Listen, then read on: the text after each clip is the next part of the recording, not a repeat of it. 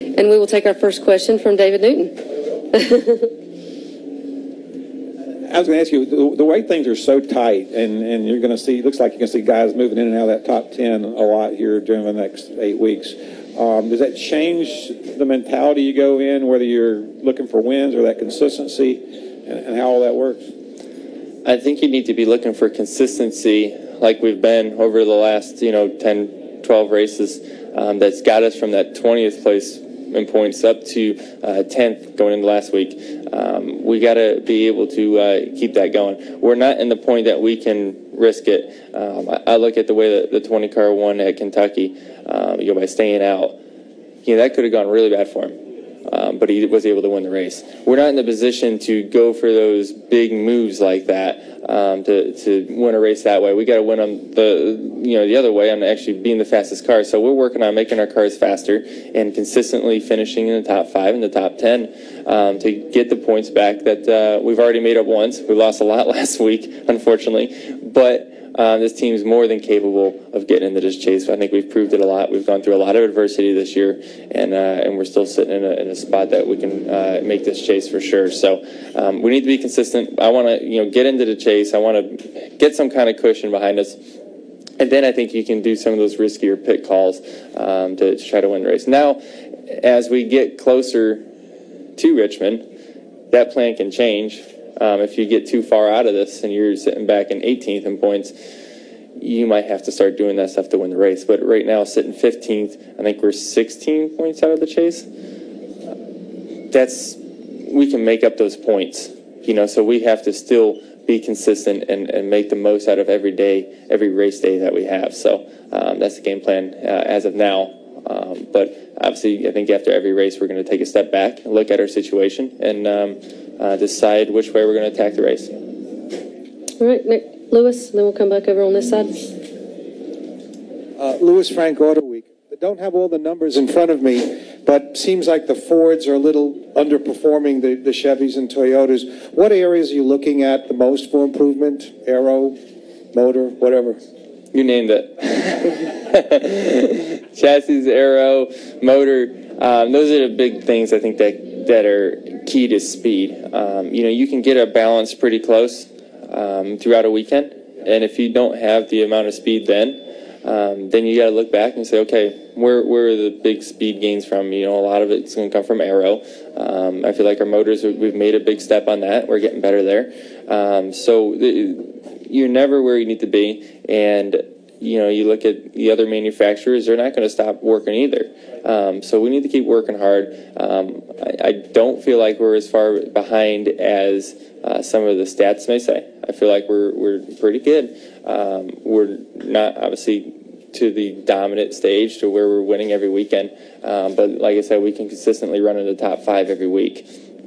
So we'll look at some of our chassis stuff. We'll try to improve our setup stuff, how we can make that better. It's always a constant thing at Penske Racing to always look at the aero side of things.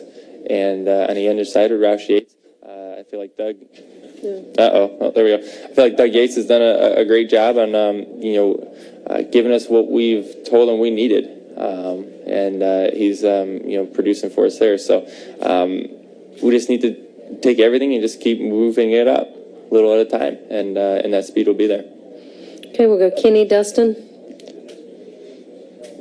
Kenny Bruce with NASCAR.com. Joey, how aware are you of what's going on with the 2 team, and are you guys sharing information, working together? Have they been a help to you at all this year? How's that gone?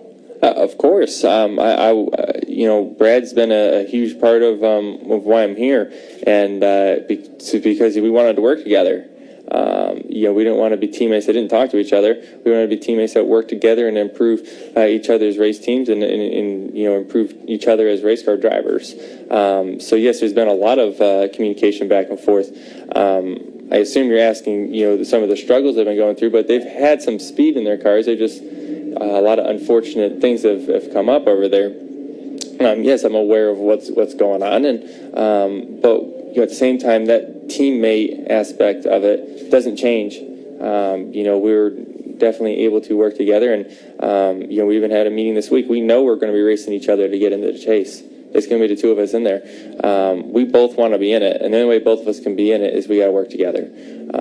And we've had that discussion already, and we'll plan on keep doing what we're doing, and that's the only way we're going to make it. If we start fighting against each other, we're never going to make this chase. So we got to be together as a team, working together at Penske Racing, and keeping that going with between Todd and Paul and Brad and myself. So we'll just keep the game plan going there. Okay, we'll take our next question from Dustin. Dustin Long, Motor Racing Network.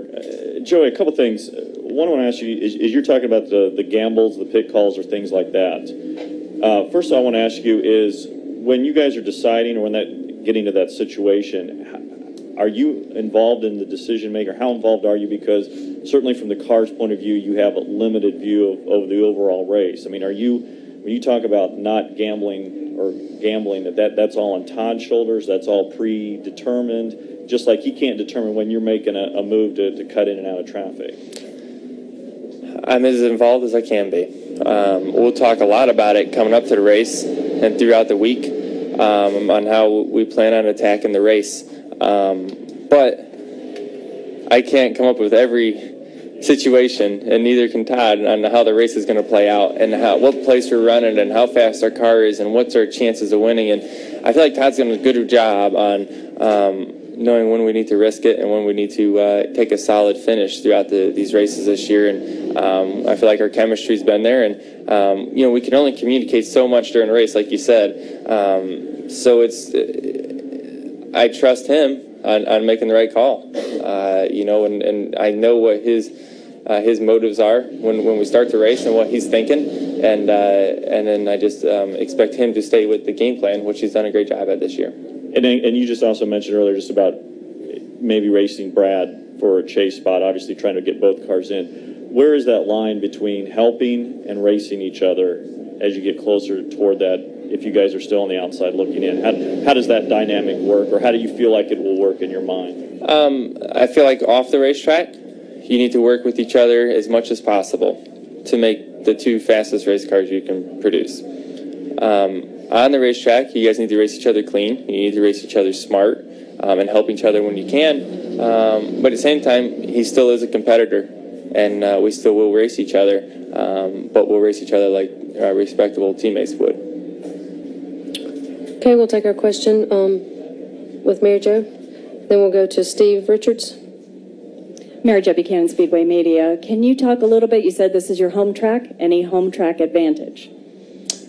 Well, I did not grow up racing here, so the home track advantage is not there. And I don't know if really, anyone in sport, you don't grow up racing at a lot of these tracks unless it's maybe Martinsville and you can run late models and stuff like that there. But at a track like this, I've run a few East races.